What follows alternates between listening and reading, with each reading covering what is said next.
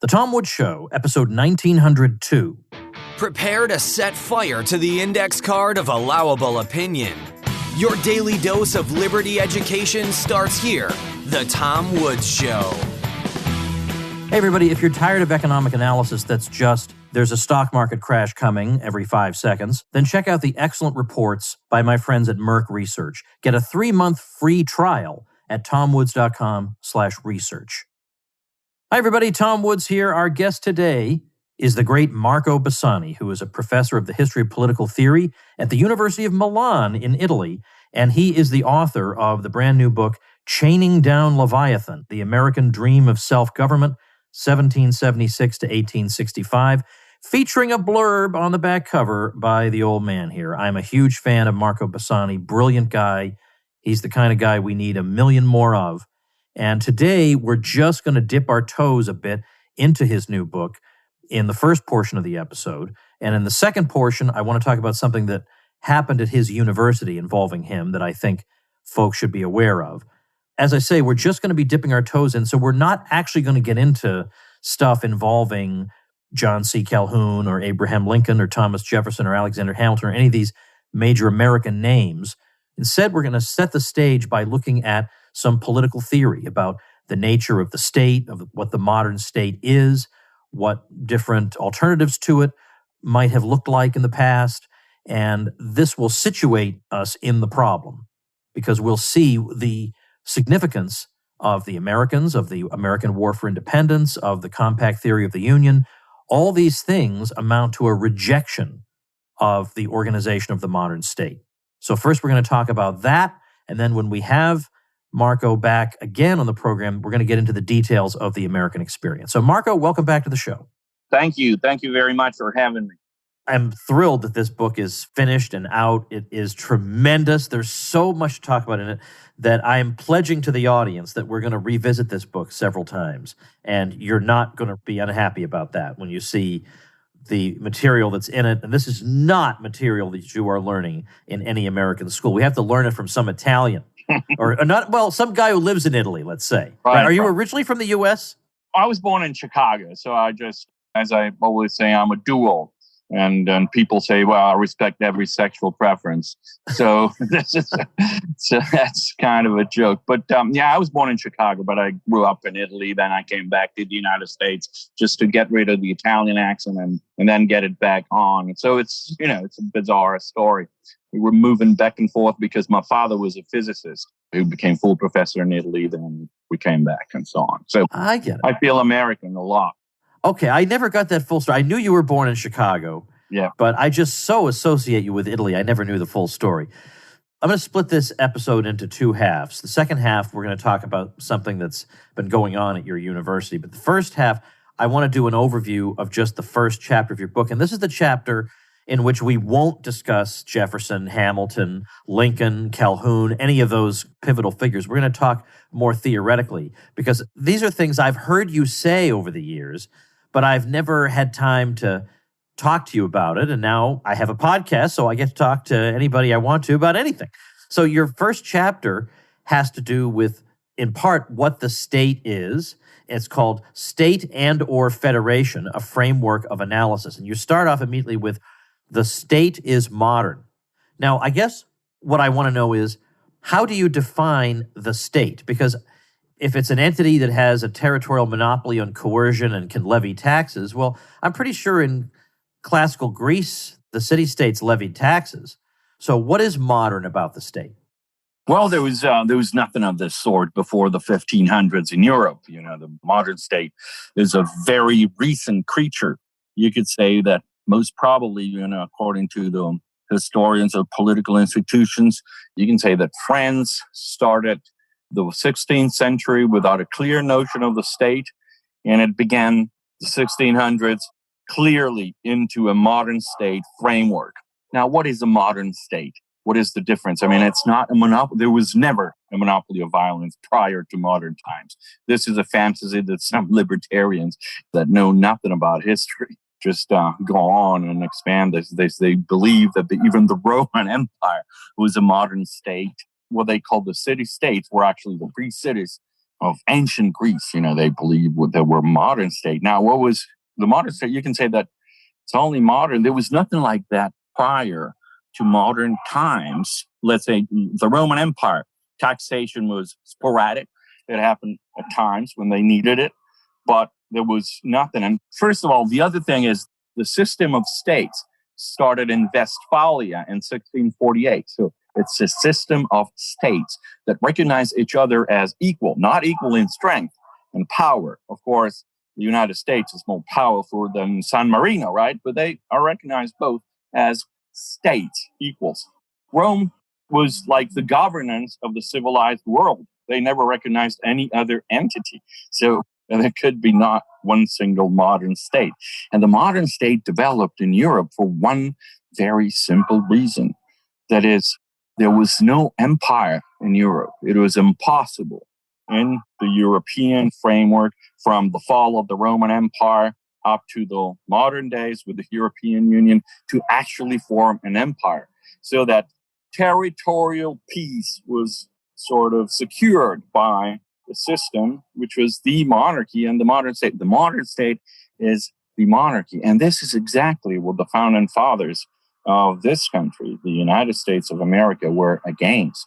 When they talk about monarchical tendencies, when they talk about all these things like empire against republic, they're not using the modern state jargon, but they have in mind exactly that. They don't want the United States to become a second Europe, not in terms of conflicts, internal conflicts. They don't want the United States to have a single center of power, as it unfortunately then happened later on. So I would guess that the way the modern state is sold to people would be kind of along the lines of the way Hobbes would sell it, that it's a guarantor of peace, that if you have a divided sovereignty, then you're just going to have endless conflict. What you need is one, not a totalitarian voice, but maybe an authoritarian voice that is above all others. Because otherwise, how can you ever, in a way, decisively resolve disputes, keep the peace? You need to have one final, infallible seat of power. So I suppose that would be the way they sold it, that this is what this is going to provide for you. And so you won't have all this petty squabbling among city-states or all kinds of overlapping, confusing jurisdictions and this group pitted against that one. There'll be one sovereign that will keep everyone at peace by keeping them all equally in subjection to him. Now, I suppose that is the argument, right? Yeah, that is like the super argument for the state. But, when I teach history of political thought to my students, both in Italian and in English in Milan, and first we talk about Machiavelli, and then is Jean Baudin, and then, of course, is Thomas Hobbes. So we come up, in the end, there's a long discussion. Who is the inventor of the modern state? And I would say, as you just said, that it's probably Thomas Hobbes, the most important thing, because you have to realize that the modern state is a mental framework of analysis of politics, right? And it's based on a lot of things. You cannot end up in a modern state, in a sovereign, modern, territorial state of European origins without knowing it, right? Some people are so bizarre that believe that sovereignty existed in China 3,000, 4,000 years ago. They have no idea. There was no sovereignty before the book of Baudin, the 6 books of the Republic, 1576. But then in that case, how did society work? I think it's so hard for us now because we live with the modern state. We can't imagine an alternative. How did society function? Well, society, you have to remember this. At the beginning of the modern era, in the whole of Europe, there were like 500 territorial entities, not totally sovereign, not totally autonomous, always interrelated. And at the beginning, like 4 centuries later, in the 1900s, before the 2 world wars, there were 19. So clearly the modern state won, right? So there's no doubt about it. The amazing success. You take a look at this system, 1648, the Westphalia system of states, and it was in a very small part of the world. And now you take a look at the world, and it's all made of state. So at this point, the modern state is really the sole model of political organization of free and non-free people. So it started from the European monarchies. And my book is really about the American resistance to the modern state. I read Thomas Jefferson, the Anti-Federalist, John Taylor, John Calhoun, and it's losers' history. There's no doubt about it. But it's real important to realize what they were up against. They were up against something that they called consolidation of powers, centralization, and something that happened in due time after Abraham Lincoln and the Civil War, of course. Right. So if we envision the question as being between a consolidated power and dispersed power, and that in European history we had, after the Roman Empire, other than maybe Charlemagne for a while, there certainly wasn't a continent-wide empire.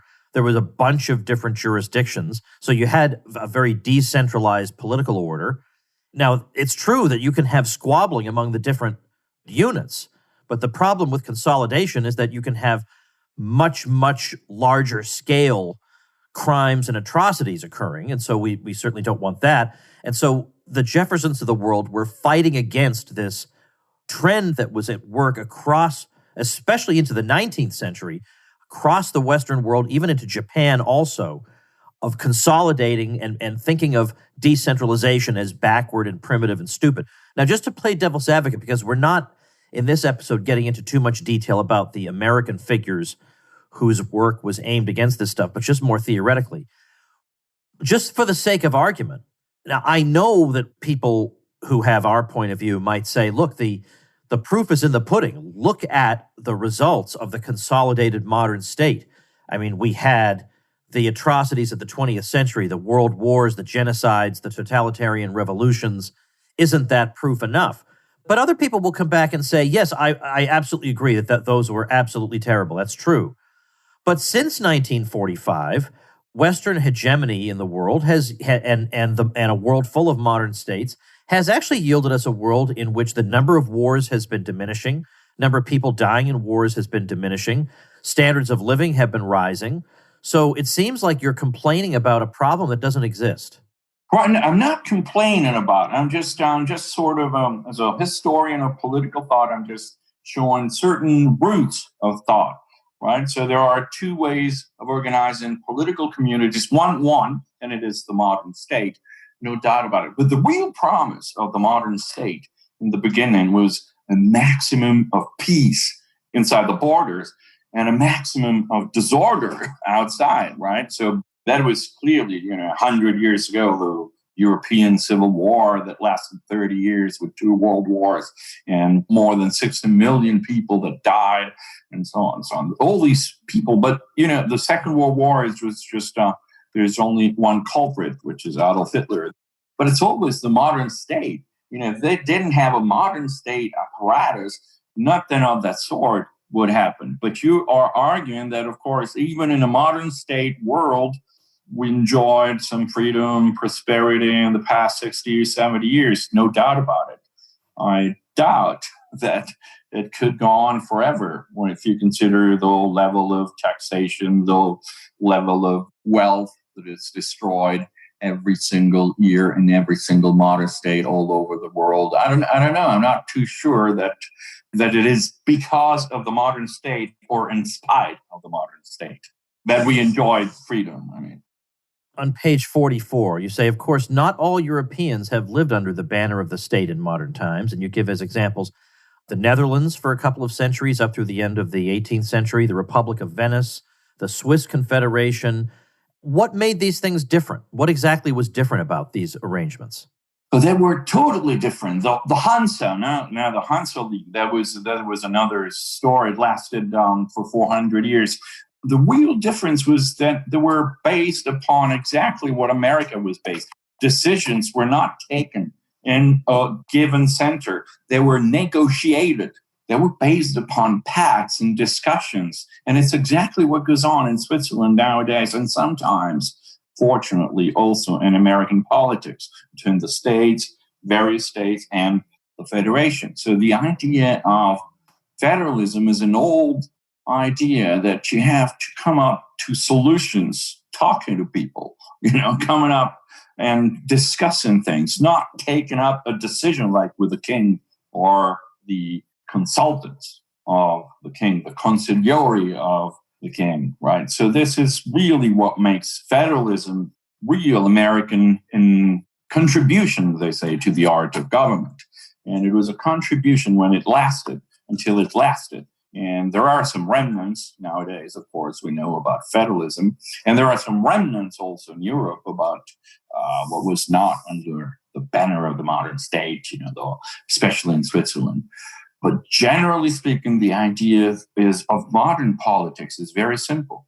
You just set up one command room and you put the command room in charge of a territory. It could be 300 million people, 500, 600. It depends, as large as possible, right? And you solve every problem coming up with the decisions that are given to you by administrators, politicians, bureaucrats that have been sometimes elected, sometimes not, but that's not the problem. But it's really a political structure that is defined in terms of laws, which is the modern state. I mean, it's a political structure defined in terms of laws, but it's based on one single center of power, always. Let me ask you one more thing before we switch gears. If the American War for Independence, we'll talk about all this stuff more in a future episode, was about local self-government, which it clearly was, and it involved a commitment to decentralization. It involved the idea that the 13 colonies, now states, were independent of each other. The United States is a collection of states. In the Constitution, the United States is always referred to in the plural to reflect this. And Jefferson was very much a defender of this, and he insisted on the right of state nullification of unconstitutional federal laws. He was very insistent on this. And yet, at the same time, he was for a long time, long after he should have been, a cheerleader for the French Revolution, which clearly was moving in the opposite direction. Sieyès in France He was not. Well, hang on a second, because we do have this statement that France is not a collection of states. It is a single whole, and that everything is lost if we fail to acknowledge this. I can find statements that Jefferson's biographers seem to have had to go to great difficulties explaining away, in terms of what he had to say about the French Revolution. I mean, by the time it gets to the terror, well, yeah, then he seems to be much more against it. He was not there, right, when the terror started. He was back in the United States. So he participated only to the beginning phases of the French Revolution. He was very fond of French culture. He thought at a certain point, he wrote that freedom is only in the continent, and left England, right? So that which was clearly not the case in 1789 and 90 and so on. So he was very fond of the culture, but he never a single time said anything good about the murder. He calls the murderers Jacobin of France, right? So he was very clearly, he always said it. It was because they formed a single center of power that the revolution was destroyed. So this fascination, there are a couple of letters, Adam and Eve letter, and another 2 or 3 letters that are quite bizarre in Jeffersonian terms, but for the rest, he was adamant. Okay, fair enough. Hey, everybody, I want to take a minute to thank our sponsor, Merck Investments. I sense a lot of frustration among some of our folks that in our circles, we hear a lot of talk that there is always an imminent stock market crash, and then we just keep hearing this over and over and over. And sometimes that's right, but it's not always right. And our friends at Merck Research are trying to provide unbiased monthly analysis on the economy and stock market. And through a consistent set of easy-to-read charts and frameworks with written analysis, you'll get through these monthly reports an intellectually consistent view on the market and economy that is not just doom and gloom. So you can download the PDF chart books with analysis or watch the video voiceover walkthrough. And their goal is just to help you better understand what's really going on and ultimately to help you make better investment decisions. So much financial media has become fear-mongering clickbait. And indeed, in the long run, maybe there is bad news, but that does not mean that in every short-run segment, it's always bad. So if you're tired of nonstop doom and gloom and you want an objective, insightful summary of what's going on in the market and economy, go over to tomwoods.com/research for a no-risk 3-month free trial. And it's only $20 a month after that. That's tomwoods.com/research. Now, I read an article a couple of days ago about what was going on with you over in Milan at your university. And it's unbelievable to me, especially considering what I'm sure half your colleagues are up to 24 hours a day, what happened to you and the absurdity of it, of the harmlessness of what you did, and the grossly disproportionate response, which should have been zero, I think needs to be more widely known. So can you tell us the story? Now, the story is so simple. It takes 2 minutes, right? One night, I saw a meme, which was some people didn't like later on, but it was a meme about Kamala Harris, and there were no dirty words or anything of that sort. I mean, it was simply suggesting that maybe she cannot be the super icon of a feminist, considering certain facts that are well known in American politics that I don't want to discuss about. I thought it was funny. That's why. Now the memes, of course, are like popular jokes. You don't know who sort of produced them, but if you like, you share them. So I only share that meme, and I was insulted by a lot of leftists immediately on my Facebook page. So I took it up. Very simple. That is that, like 10 or 12 hours later. But they decided to make an example of me and punish me for that. That is, and I got the punishment like a week ago, last Friday. So the punishment was 1 month without salary, the month of June, an expulsion for a whole month from my university. So during the month of June, because I shared a meme that some people did not like, and they thought it was offensive for every single woman. I don't understand it. I got to be re-educated.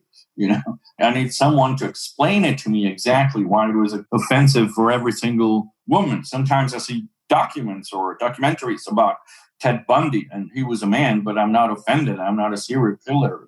So I don't see how criticism of what was becoming exactly in those days. It was in November, the most powerful woman in the history of mankind could be, or not a criticism, just irony, simple irony, nothing else. So I cannot see how that could be an offense to all women in the world. No, and of course there are women who support you. The women I know were not offended. I know there are women who have shared that meme. Yes, a lot. We're talking about thousands of shares, and some liked it.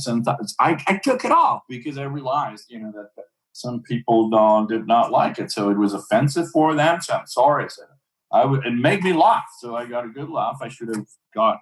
So, but the thing is, they're punishing me for that. So I am the very first person in the whole university system in Italy since fascism that is punished because of his ideas, right? And the amazing thing is that they're using a law which was passed by the Duce in 1933. So in order to protect this genderism and the idea that we're all equal, they're using a law that was written in and was produced against professors in 1933, and especially it was used against professors who were not fascists, right?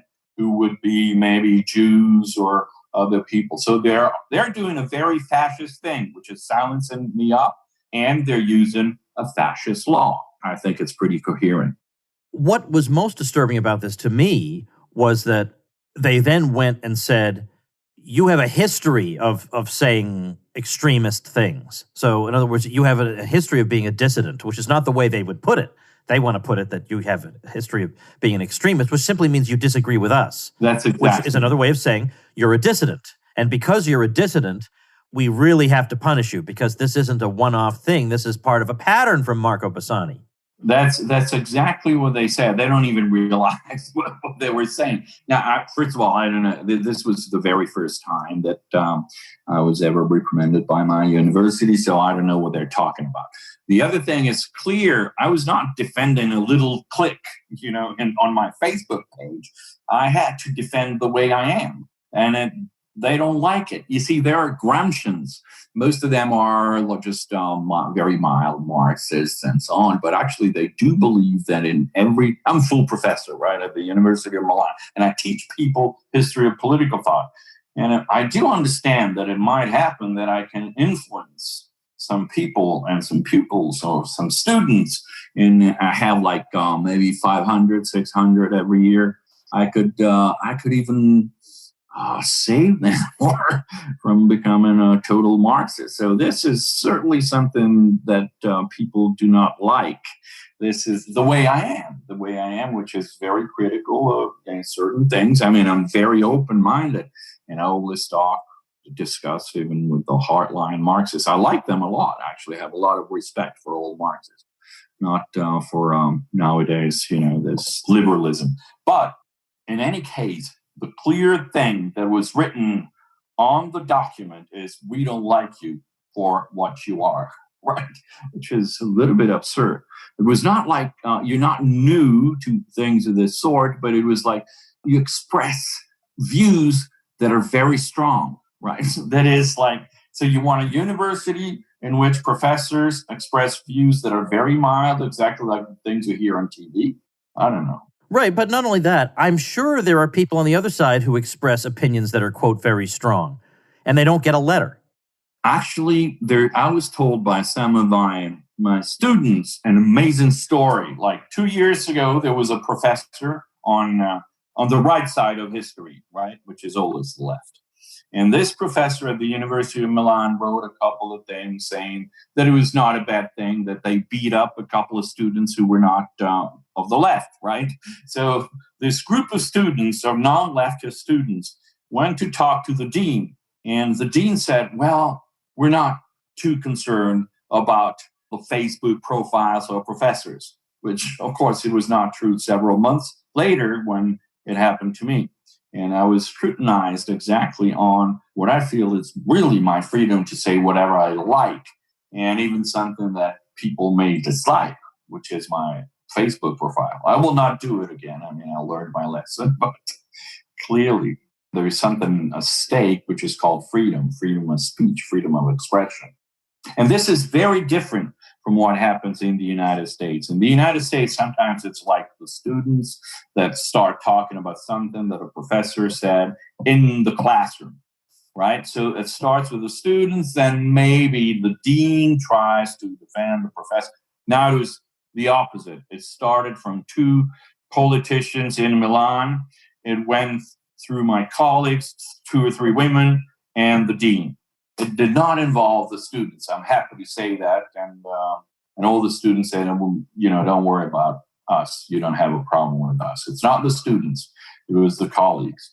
And the other ones are, so afraid they don't even talk. They send me messages, the solidarity and so on. And they say, please don't mention my name. So I tell them, be sure, I won't mention your name. But this corporation of professors in Europe, in certain, it is really the bodyguard or the Hohenzollern, as it was said in Germany. That is, they try to defend power as much as possible so they get power. You see, it's a totally different system, the European system in Germany, France, and Italy, than it is in the United States. In the university, everything is conducted by the full professors. They have the power. And they are elected. There are administrators, but they don't count. They might make a lot more money than the professors, but that is not the point. The whole thing is sort of self-government by the professor, which, given Italian and European and even American universities, of course, it would be like given the asylum to be ruled and led by the crazy people. Now, if you were at a university in the United States, I know that a lot of people listening to this would find the name of the relevant deans and administrators at the university, and they would just send them a whole bunch of emails and letters complaining. In this situation, I'm quite certain that the administrators at the University of Milan are really not interested in what a bunch of Americans have to say about how they run their university. So I suppose there probably isn't anything we can do to help you? Well, a couple of emails might help. Not the dean is not probably even going to read anything, but is not going to be too concerned about it. But that might help.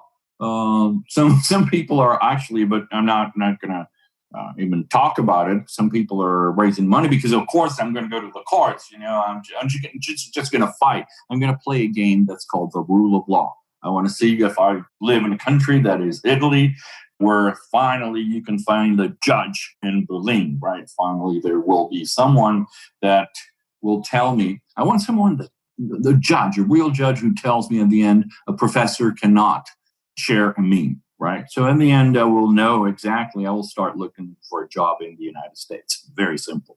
But yes, you can write emails and say whatever you like to my good friend, the dean. And do you want the email? Yeah, why not? Let's have it. Why not? So the email, you have to write it. And so your rettore, that is rector or rettore, RETTORE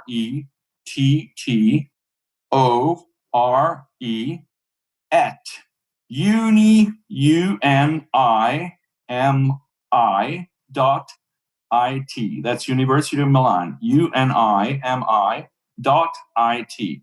He'll love to receive your letters. He is a very open-minded man.